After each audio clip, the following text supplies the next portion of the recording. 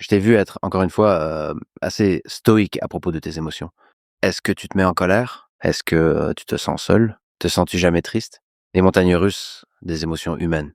Et qu'en fais-tu quand tu prends des décisions difficiles? Je suis un être humain comme tout le monde. Je ressens des émotions, et certaines ne sont pas très agréables, mais je crois que c'est la responsabilité de chacun d'entre nous de gérer toutes ces émotions et d'apprendre à les surmonter.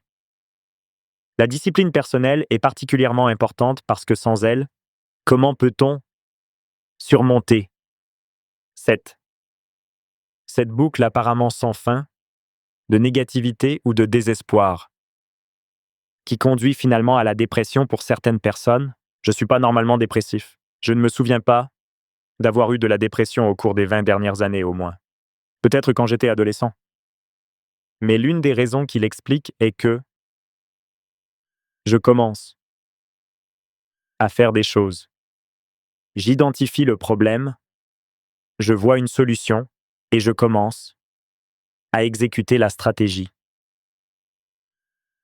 Si vous êtes coincé dans cette boucle d'inquiétude à propos de quelque chose, rien ne changera jamais. Et les gens font souvent cette erreur en pensant: oh, je devrais juste me reposer un peu et ensuite récupérer de l'énergie. Ça marche pas comme ça. Vous gagnez de l'énergie en faisant quelque chose. Donc, quand vous commencez à faire quelque chose, ça arrive. Vous vous sentez motivé, vous vous sentez inspiré. Et puis finalement, vous faites autre chose, un peu plus. Et dans quelques années, qui sait, vous pourriez finir par accomplir de grandes choses. Oui, c'est ce qui embrouille les gens. Si vous êtes coincé dans un cycle dépressif, même quand vous n'avez vraiment, vraiment, vraiment pas envie de faire quoi que ce soit, faites juste quelque chose. Essayez de progresser parce que la bonne sensation vient à la fin de cela. Le but est de faire d'abord et ensuite ressentir, pas ressentir et ensuite faire. Exactement. Aller à la salle de sport est un bon exemple. Il y a beaucoup de jours où vous n'avez pas envie de commencer à vous entraîner, mais vous devez arriver à surmonter cette réticence initiale, et puis, vous en arrivez à un point où vous l'appréciez, et vous pensez: oh mon Dieu, quelle bonne idée de venir à la salle de sport aujourd'hui. Mais c'est similaire pour presque toutes les activités. Tu peux écrire du code, écris d'abord un petit bout de code, puis tu seras inspiré. Ensuite, tu auras plus d'idées. Tu dois écrire un roman ou juste coder le programme.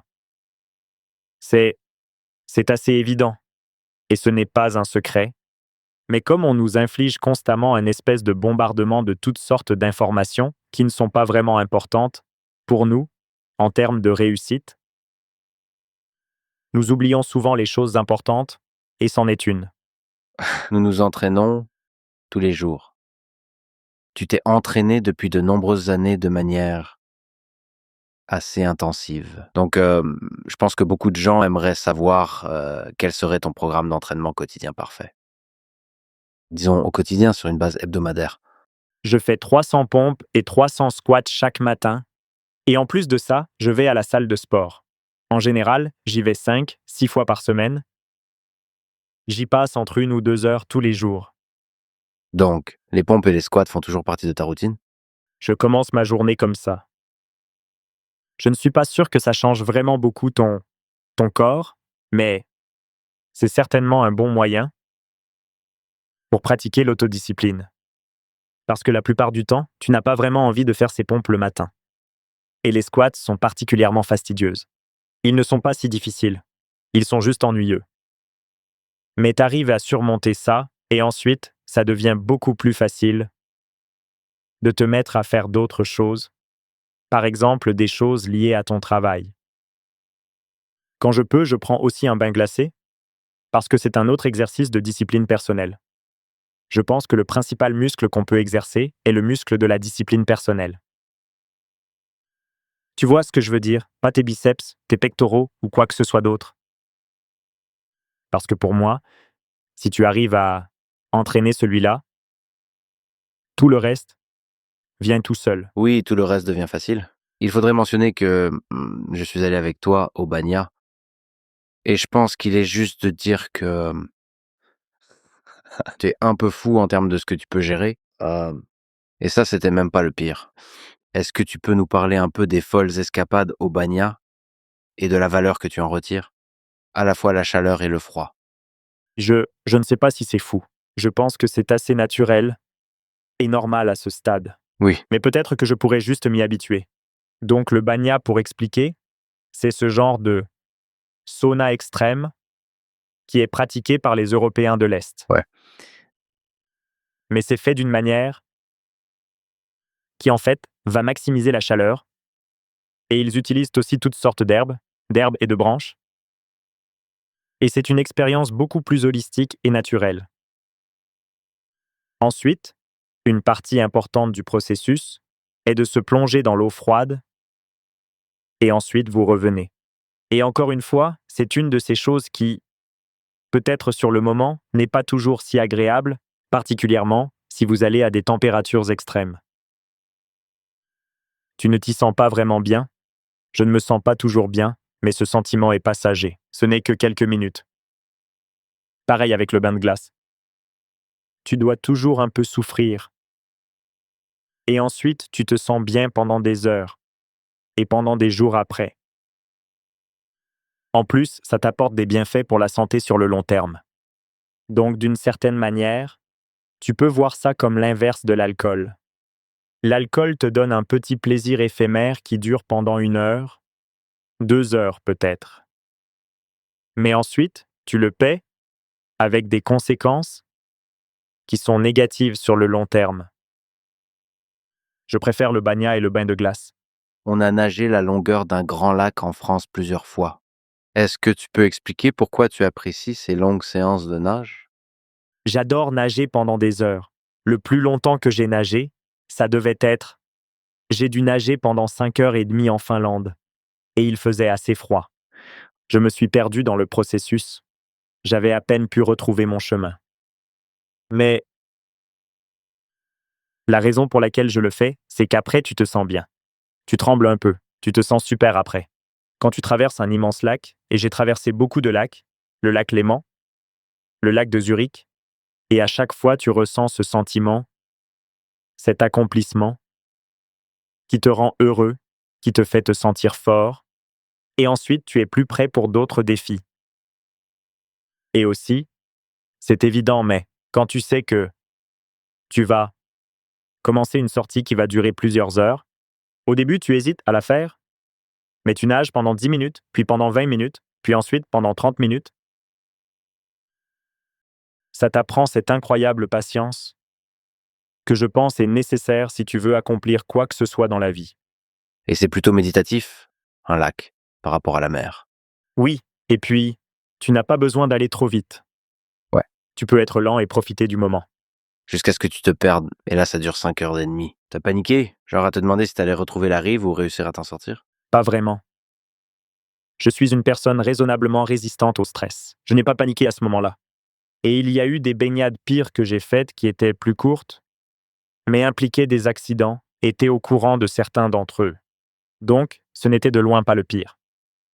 Mais une chose importante à propos de la natation et de l'activité physique en général, c'est qu'elle clarifie l'esprit, et grâce à elle, ton processus de réflexion devient plus efficace.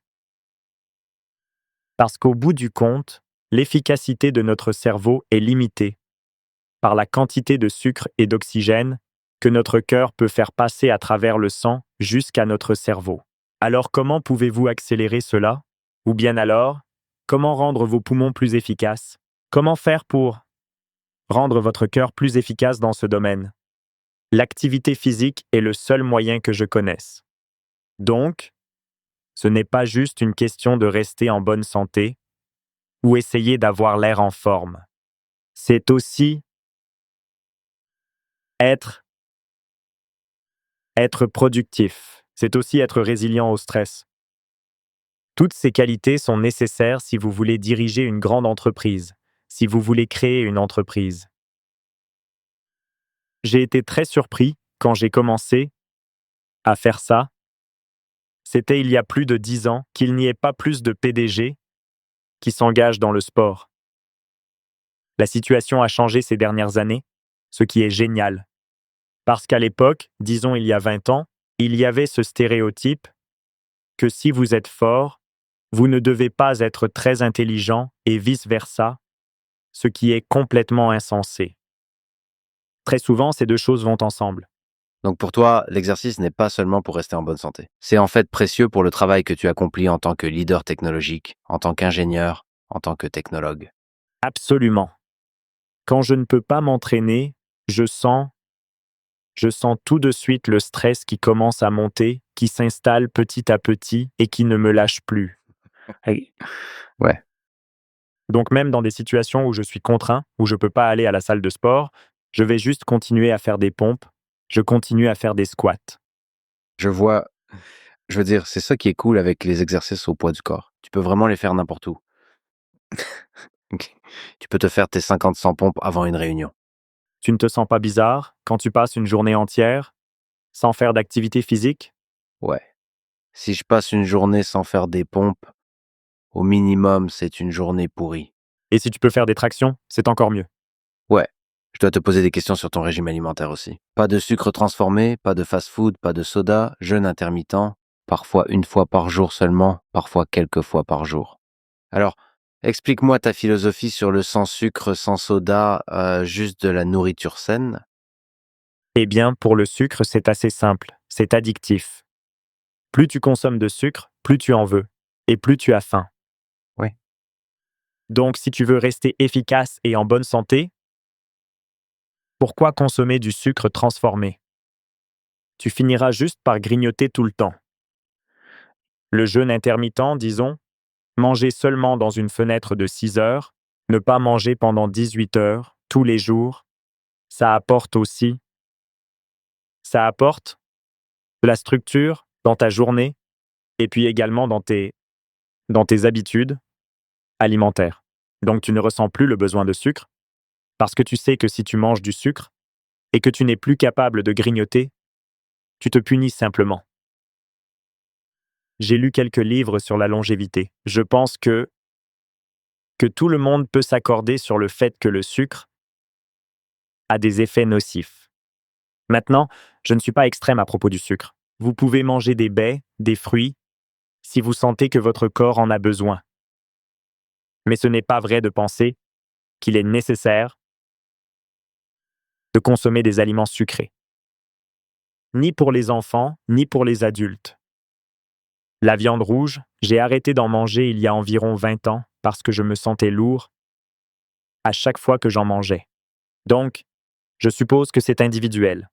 C'est mon métabolisme, mon système digestif, qui n'est pas en accord avec ce type de nourriture. Alors, je mange normalement des fruits de mer de toutes sortes et des légumes. Ce régime, c'est la source principale de calories pour moi. Ouais. Et comme pour toutes les choses, tu as dit que le plaisir à court terme ne vaut pas ton avenir.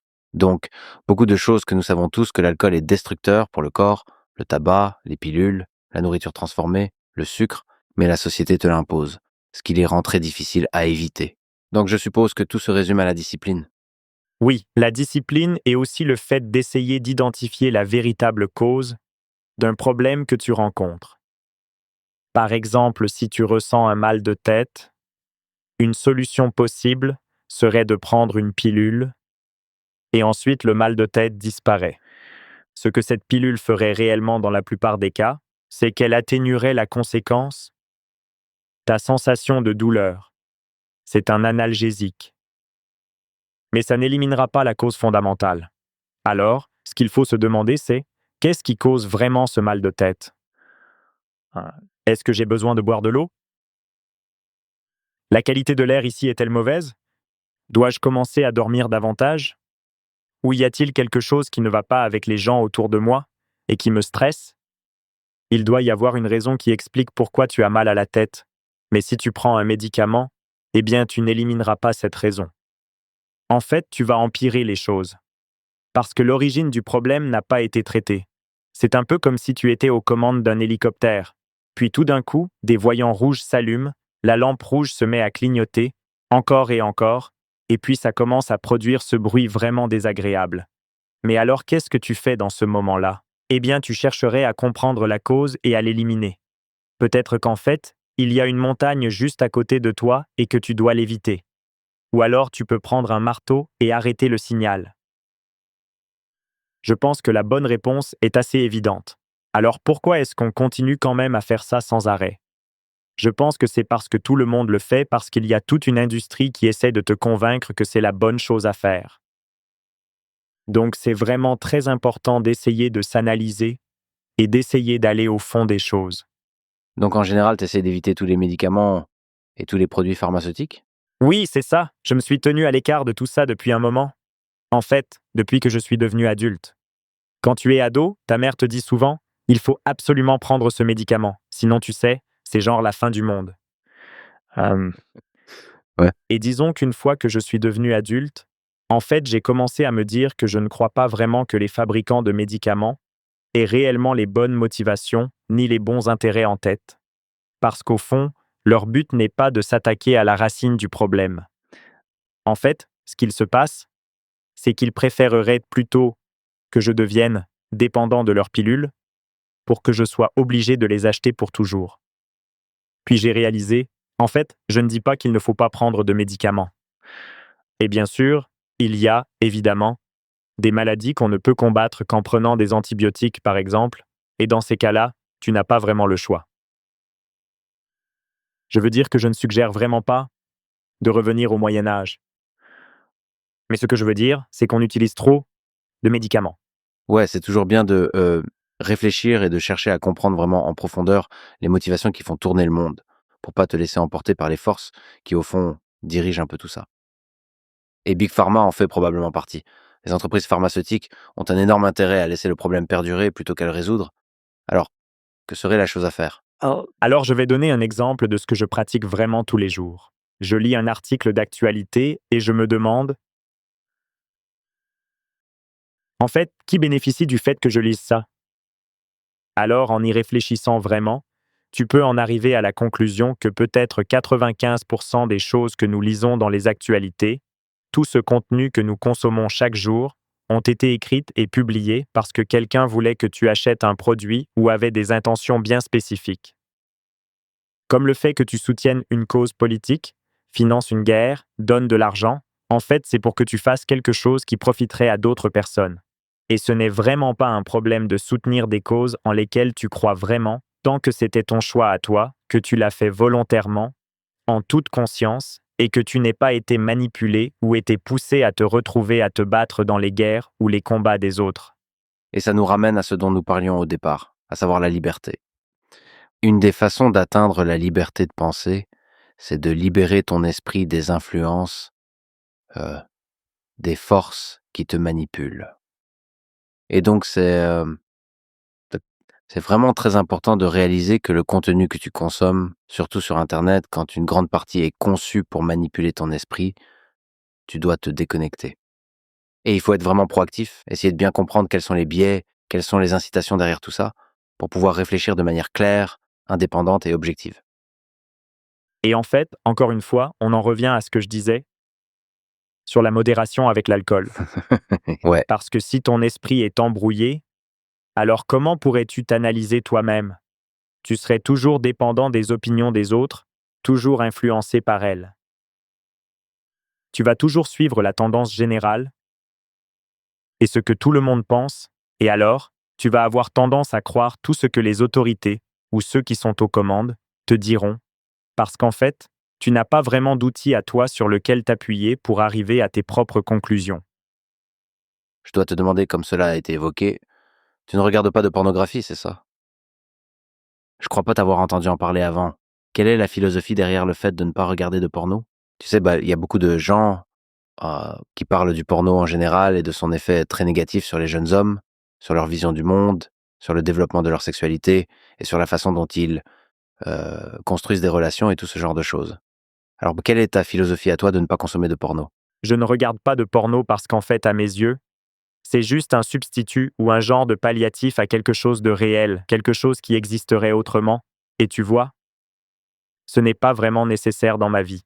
En fait, dans tous les cas, tu vois, ça te force juste à échanger un peu de ton énergie, un peu de ton inspiration, contre un moment de plaisir qui ne dure pas vraiment et qui est très fugace. Et franchement, ça n'a pas vraiment de logique si tu y réfléchis. Et de toute façon, comme je l'ai déjà dit, ce n'est pas la réalité.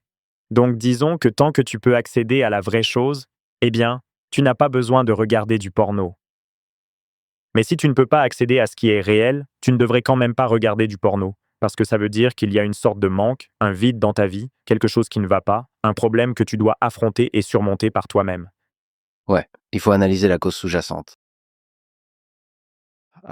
Et encore une fois, ça revient au thème de l'investissement dans l'épanouissement à long terme plutôt que dans le plaisir à court terme. Il y a comme un fil conducteur dans la façon dont tu abordes la vie. Disons que j'essaye d'être stratégique. J'essaie d'agir en partant du principe que je ne vais pas mourir dans l'heure qui vient, mais que je vais rester encore un moment, que je vais être là pour un certain temps, malgré le fait qu'au fond, nous sommes tous mortels. Je veux dire, pourquoi est-ce que j'échangerais le moyen et le long terme contre le court terme? Ça n'a aucun sens.